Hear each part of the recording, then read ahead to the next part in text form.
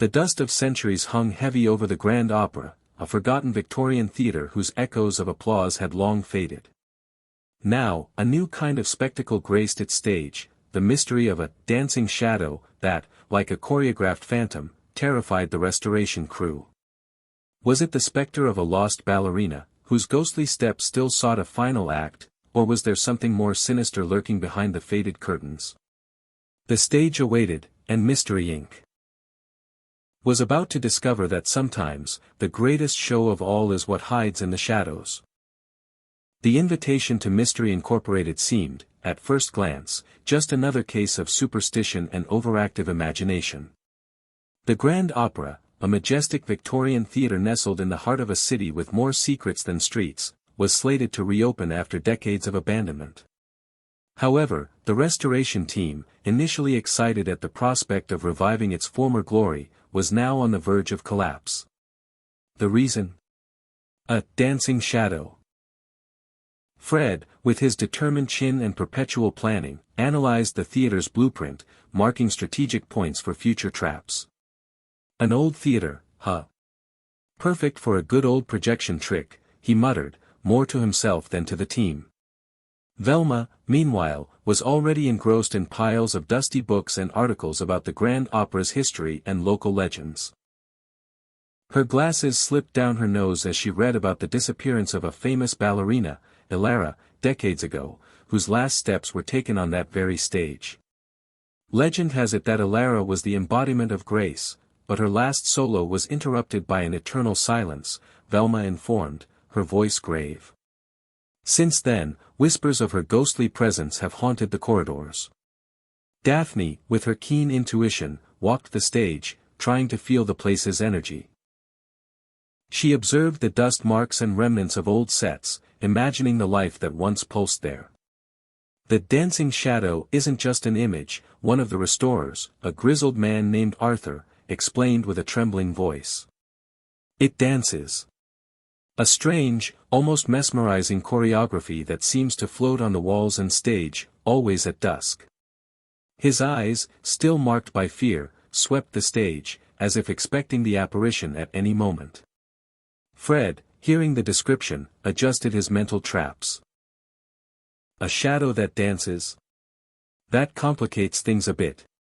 He imagined invisible strings, strategically placed spotlights, but knew that if it was a ghost, the mechanics would be very different. Scooby and Shaggy, meanwhile, had already sniffed their way to the backstage area, where the promise of a forgotten snack was more appealing than any mystery. They rummaged through dusty dressing rooms, opening drawers and cupboards in the hope of finding a lost biscuit or a piece of sandwich. You know, Shaggy, we could live here after the mystery's solved, Scooby pondered, his mouth full of a seemingly petrified birthday cake they found in what looked like the old ballerina's makeup room. Lots of places to hide food, and we could put on our own comedy show. Shaggy, chewing what seemed like dry bread, nodded vigorously. The Mystery Incorporated team decided to spend the first night in the theater to observe the phenomenon up close. As night fell, a heavy atmosphere enveloped the Grand Opera. The wind howled through the window cracks, and the creaking sounds of wood created an eerie symphony. Velma prepared her measuring equipment, while Fred checked the installation of some infrared cameras. Daphne, her eyes fixed on the stage, tried to decipher the choreography Arthur had described. Suddenly, a slight chill breeze swept through the theater, and the lights flickered. A dark blotch began to form on the walls, growing, taking the shape of a slender human figure. It floated, stretched, and then, to everyone's horror, began to dance. It wasn't an ordinary dance, but a series of fluid and ethereal movements, almost as if the very air was contorting into a performance. It was the dancing shadow. The figure seemed to observe the empty audience, as if seeking recognition, a memory. The restoration team, who had promised to stay, fled in a panic, their screams echoing through the corridors. Fred activated one of his traps, a net that was supposed to deploy automatically, but the shadow simply floated through it, as if it were smoke. Velma tried to record measurements, but her instruments seemed to go wild with erratic readings. Daphne tried to follow the shadow's movements, but it was fast and unpredictable. Scooby and Shaggy, who had promised to help Fred monitor the cameras, were huddled behind a pile of scenery, trembling with fear. The shadow, after a few minutes of its ghostly performance, dissolved as quickly as it appeared, leaving behind only the oppressive silence of the theater and the persistent feeling of something inexplicable. "This is no ordinary light trick," Fred admitted, his trap plans seeming inadequate. "It's something more elaborate, or, it really is a ghost." Velma, her brow furrowed, examined the confused data from her instruments. Legends about Elara speak of unrequited love and an unfulfilled desire for recognition. Perhaps the shadow is the manifestation of her art and her pain. Daphne, still feeling the strange vibration of the stage, murmured, "This dance, it seems to have a message, a story that needs to be told." The first encounter with the dancing shadow had left more questions than answers, and Mystery Inc. realized that this case would be different from all the others. They would have to delve deep into the Grand Opera's past and unravel not just a mystery, but a legacy. With each ghostly movement, the shadow seemed to taunt them, challenging them to decipher its enigma before the theater, and perhaps themselves, were forever consumed by its ethereal presence. The following morning brought renewed determination to Mystery Incorporated. The encounter with the dancing shadow had solidified the idea that the mystery was more complex than a simple lighting trick.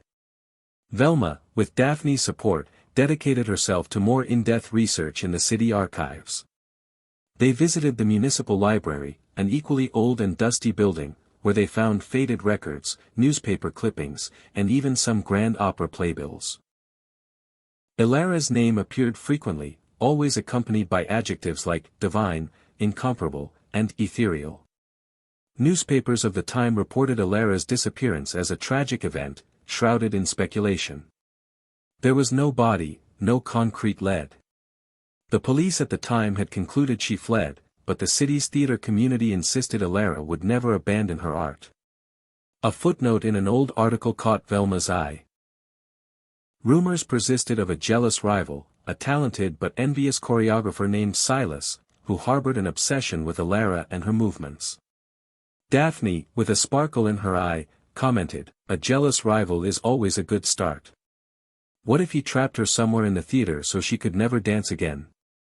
Fred, with the help of Scooby and Shaggy, who were more interested in looking for lost snacks than clues, began to search every inch of the theater for secret passages, trapdoors, or anything that could explain the shadow's emergence.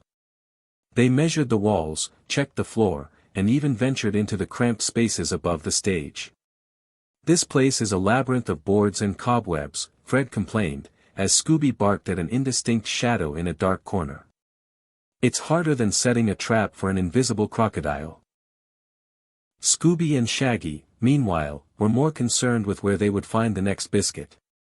They sniffed the floor, their muzzles and noses in the air, like hunting dogs, and even smelled the old scenery boxes, hopeful.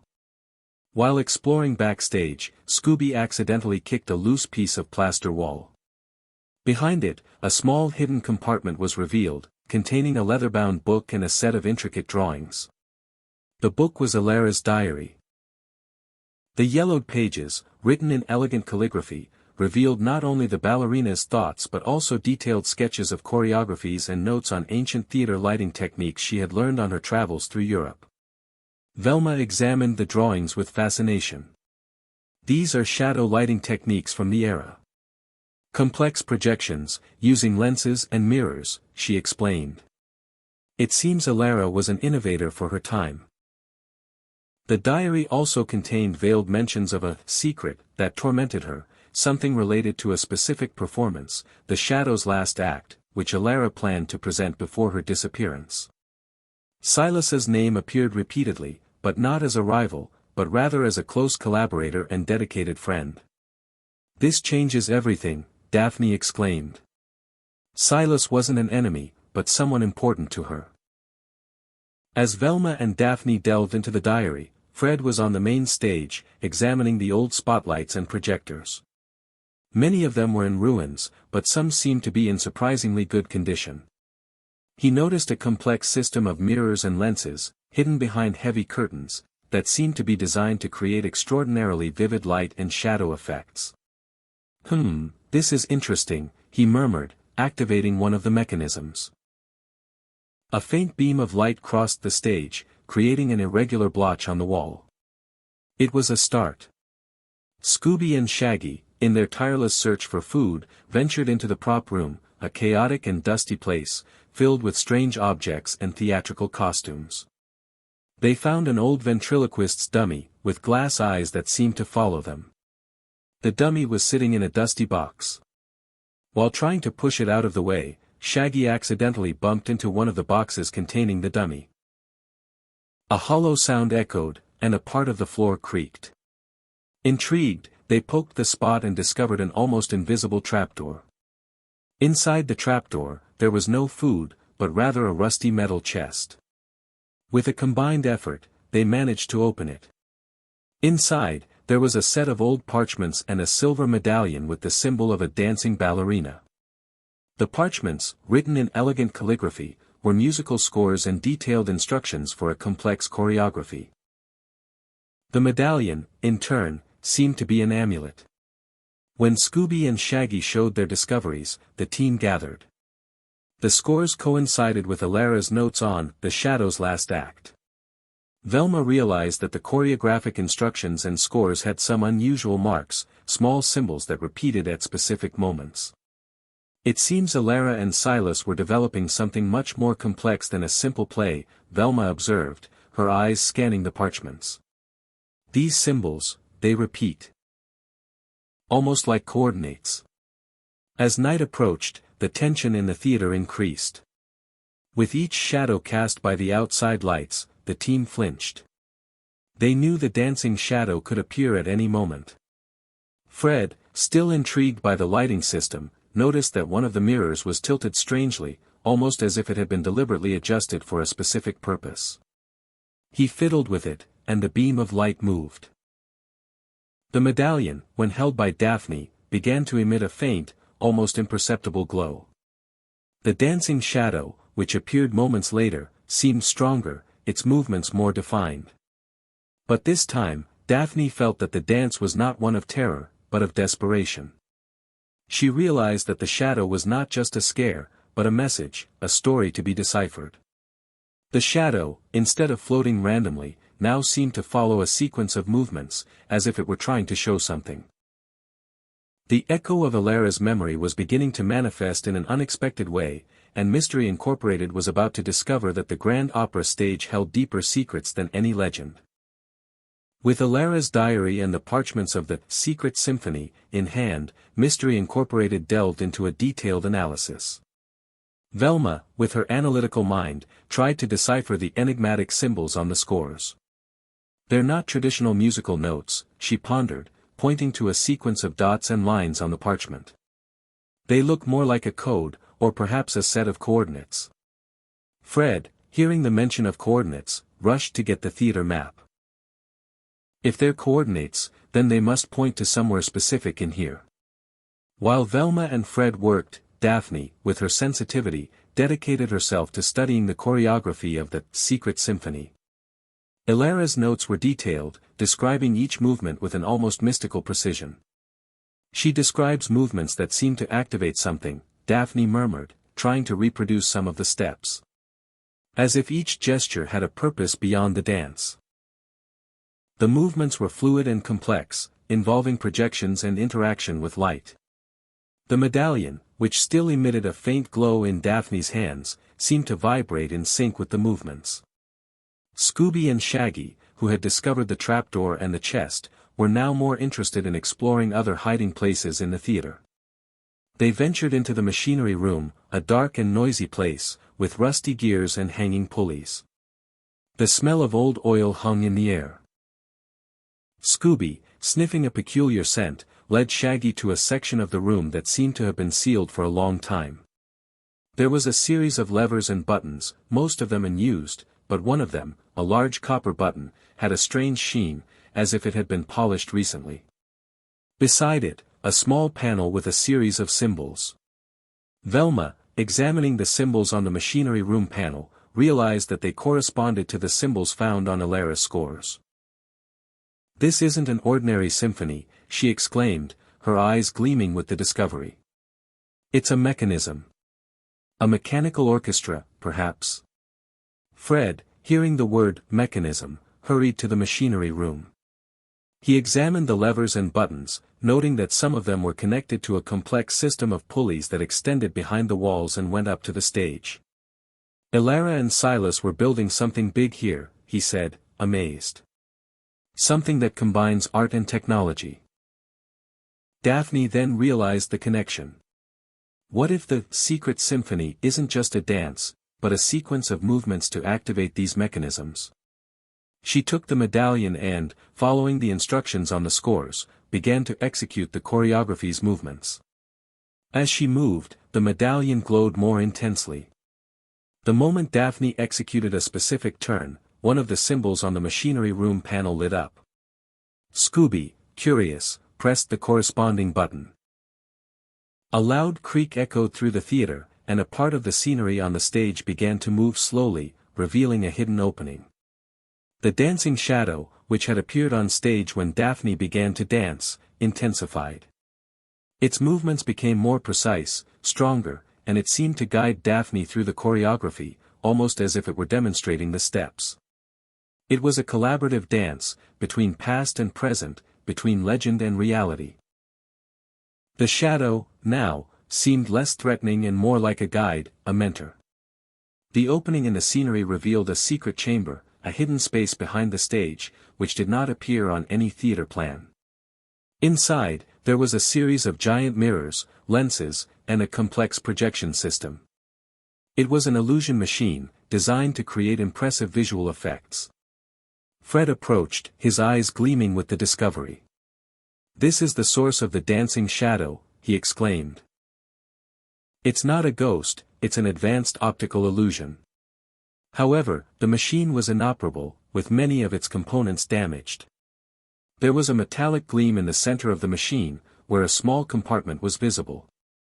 Velma, examining the spot, realized that the compartment was the exact shape of the medallion. Upon inserting it, the machine clicked and a low hum began to echo. The dancing shadow, on stage, stopped dancing and fixed its gaze on the chamber. It was as if the shadow was waiting for the machine to come to life. The central dilemma of the story, which was once the mystery of the dancing shadow, now transformed into another: the machine needed to be fixed. But for what? The shadow was not just a ghost, but a projection from a machine. But if the machine was broken, how did the shadow appear? Was the shadow a manifestation of something deeper? And what were Elara and Silas really trying to achieve with this secret symphony? What did the ballerina want to reveal? The answer seemed closer than ever, but it would require more than just solving a mystery. It would require a deep understanding of Elara and Silas's legacy, and the power of art to transcend time. The Mystery Incorporated team was about to become part of a forgotten performance, where the secret symphony was not just music, but the key to unraveling the truth behind the dancing shadow. With the discovery of the secret chamber and the illusion machine, Mystery Incorporated felt a mix of relief and frustration. Relief at finally having a logical explanation for the dancing shadow, and frustration at having to fix a complex contraption in a haunted theater. Fred, in his element, began inspecting the machine, identifying damaged parts and circuits that needed repair. "This is going to take a while," he grumbled, wiping grease from one of the mirrors, but with a satisfied gleam in his eyes. "But for sure, it's not a ghost. Just an old stage trick machine." Velma, however, was not entirely convinced. While Fred worked on the machine, she continued to study Elara's diary and the secret symphony parchments. There was something in the ballerina's notes that bothered her, a feeling that the machine was only part of a larger plan. She focused on the last entries in Elara's diary, which seemed increasingly urgent. Elara didn't just want to impress, she wanted to reveal something, Velma read aloud to Daphne. Something that kept her prisoner, even when she was free on stage. Elara's words were enigmatic, full of metaphors about shadows and hidden truths. Daphne, in turn, continued to practice the movements of the secret symphony, medallion in hand. She felt that each step, each gesture, held a deeper meaning. As she danced, the dancing shadow, which still appeared at dusk, seemed to react to her movements, almost as if trying to communicate. The shadow not only imitated her steps but also added nuances, small variations that Daphne perceived as messages. "She's teaching me," Daphne exclaimed, her eyes gleaming. "The shadow is guiding me, showing me what Alara really meant." Scooby and Shaggy, of course, were on a self-assigned mission to find the best snack room in the theater. They explored every nook and cranny, always hoping to find a culinary treasure. While sniffing out the scent of a cupcake, they stumbled upon a set of old costumes in one of their backstage forays. Trying on a large, dusty hat, Shaggy felt something hard inside it.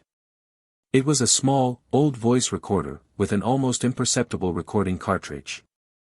Fred, examining it, managed to activate it with difficulty.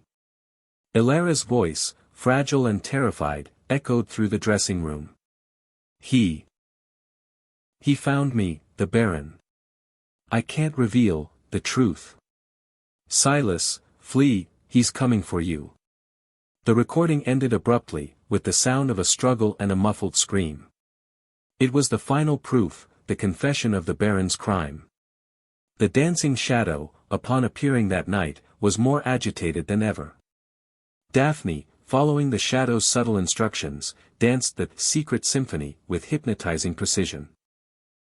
With each movement, the illusion machine in the secret chamber seemed to respond, with lights flickering and gears slowly turning. Fred, next to the machine, tried to fix the damaged parts, guided by Velma's tips and the shadow's reactions. The lights and shadows on stage became more vivid, and the figure of the dancing shadow became more defined, almost translucent. At the climax of Daphne's dance, the dancing shadow performed a final movement, pointing to a specific spot on the stage. At the same time, a last symbol on the machinery room panel lit up. Scooby, excited, pressed the button. A hidden mechanism activated, and a part of the stage opened, revealing a hidden compartment. Inside, to everyone's shock, was an old wooden box with an engraved crest, the Baron's crest. Upon opening the box, they found a second diary, this one written by Silas, and a set of photographic negatives. Silas's diary confirmed the Baron's obsession with the theater and his desire to manipulate Alara. The photographs were images of the Baron's falsified documents and shady dealings, irrefutable proof of his illegal activities.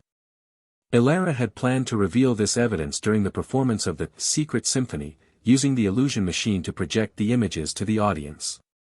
"She didn't disappear," Velma exclaimed, her voice choked. "She was silenced."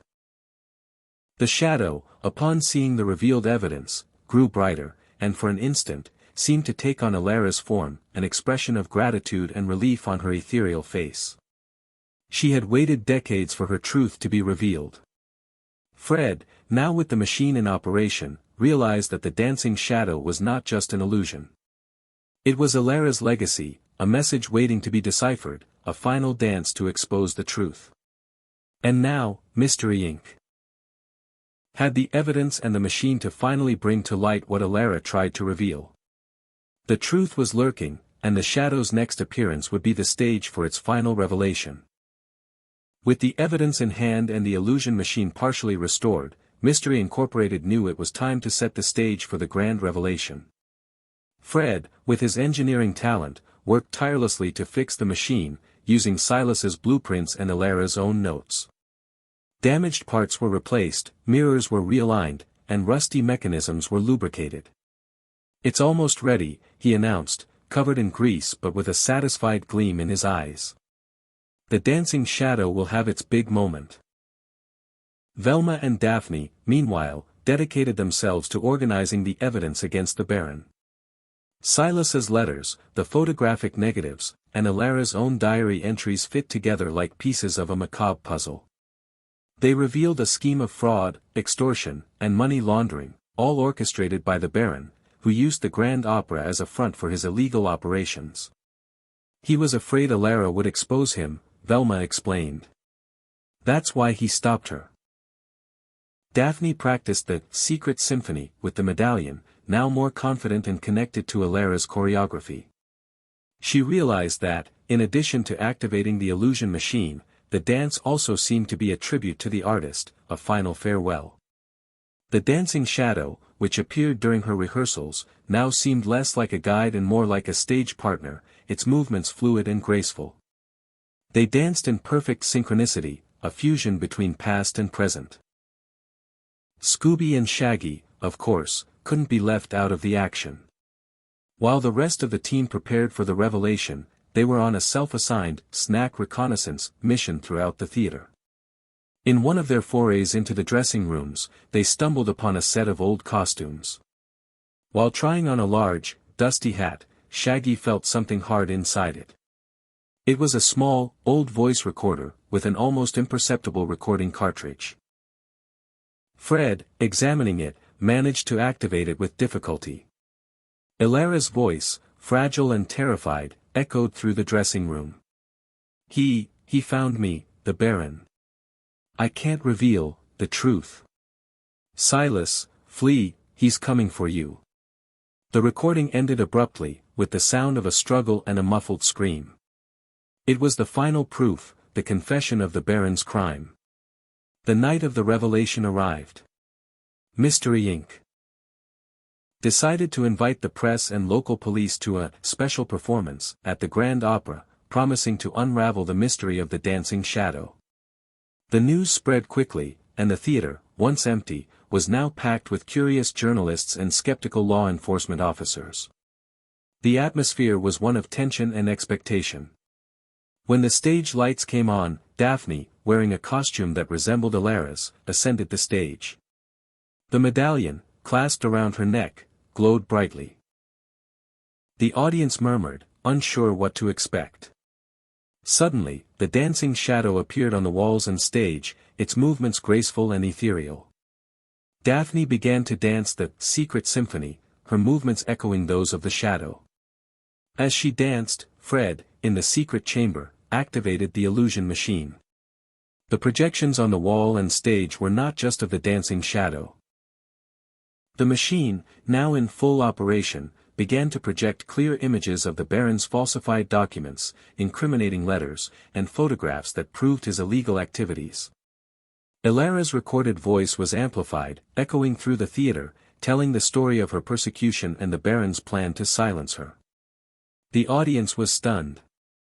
Journalists scribbled in their notebooks, and police officers exchanged glances, surprised by the revelation.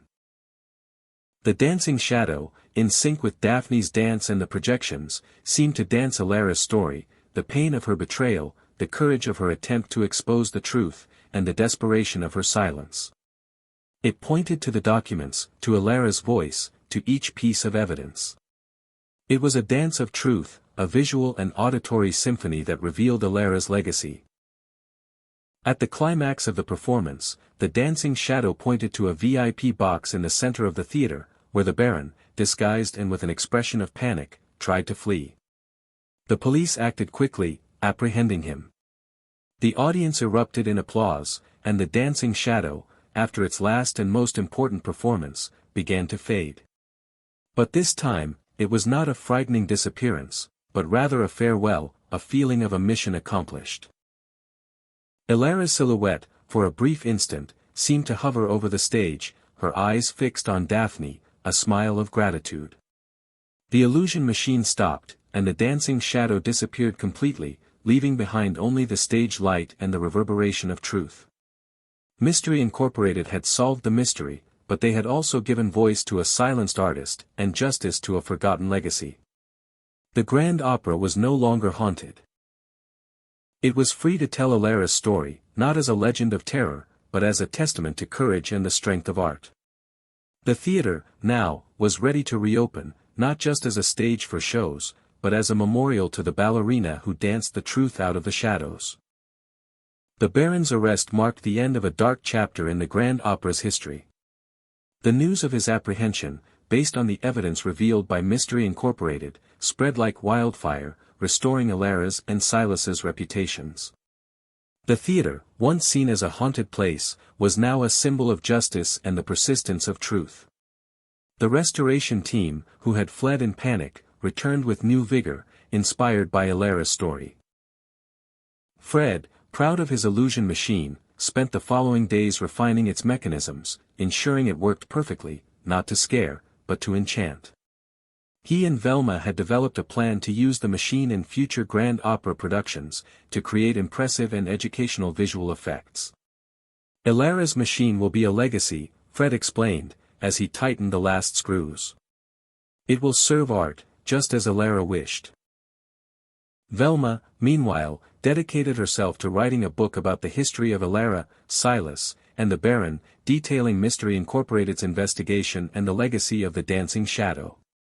Her book, The Shadow's Last Act, The Truth Behind the Legend, became a bestseller, and the proceeds were allocated to the restoration of the Grand Opera and the creation of a scholarship program for young ballerinas. Elara didn't want to be just a legend, Velma wrote in the book's dedication. She wanted her art to live and inspire. Daphne, deeply touched by Elara's story, decided to honor the ballerina in a special way. With the help of a new choreographer and members of the restoration team, she began rehearsing a new performance, a recreation of the Secret Symphony. This time, the dance would be a tribute to Elara's courage, and the medallion would be a central piece, gleaming around her neck. The choreography included the movements the Dancing Shadow had taught her, making it a collaboration between past and present. Scooby and Shaggy, who had found the voice recorder that sealed the Baron's fate, were declared the snack heroes. They became the theater's unofficial mascots, and the prop room, where they had found the recorder, was renamed the Scooby and Shaggy Tasting Room, with an unlimited supply of dog biscuits and sandwiches. They spent their days sniffing every corner of the theater, ensuring there were no more hidden secrets, and occasionally, helping out, with the play's rehearsals, with unexpected pirouettes and jumps. The Grand Opera's reopening was a grand event. The entire city attended, eager to witness not only the theater's restored beauty, but also Elara's story, which had finally been revealed. The Secret Symphony, performed by Daphne and a group of young ballerinas, was the highlight of the night. The illusion machine, operated by Fred, projected images of Elara and key moments of her story, intertwining the dance with the visual narrative. The audience was ecstatic. During the performance, a subtle phenomenon occurred. The moment Daphne, wearing the medallion, executed the final movement of the Secret Symphony, a faint light seemed to emanate from the stage, almost like a ghostly glow, but this time, it was not of terror, but of peace. It was Elara's presence, finally free, her art celebrated, her legacy honored. The Dancing Shadow did not appear, but its essence, its story, was there, permeating every step, every note. The curtain fell amidst thunderous applause. The Grand Opera had been saved, the mystery had been solved, and the truth had prevailed. Mystery Incorporated prepared for their next adventure, but the echoes of the Grand Opera and the legacy of the Dancing Shadow would forever remain in their memories. They had proven that sometimes, the greatest mysteries are not about ghosts, but about the hidden truths that art and time can finally reveal. The theater, now, was ready for a new beginning, where the shadows of the past did not haunt, but illuminated the path to the future. The dust of centuries had finally settled over the Grand Opera, revealing not a ghost, but the indomitable spirit of Elara. The Dancing Shadow, once a torment, transformed into the final act of a silenced ballerina, whose art and courage unmasked the truth hidden for decades. The theater, now free of its shadows, flourished as a beacon of justice and a stage where Elara's memory would dance eternally, proving that not even time or darkness can erase the legacy of a soul that refuses to be forgotten.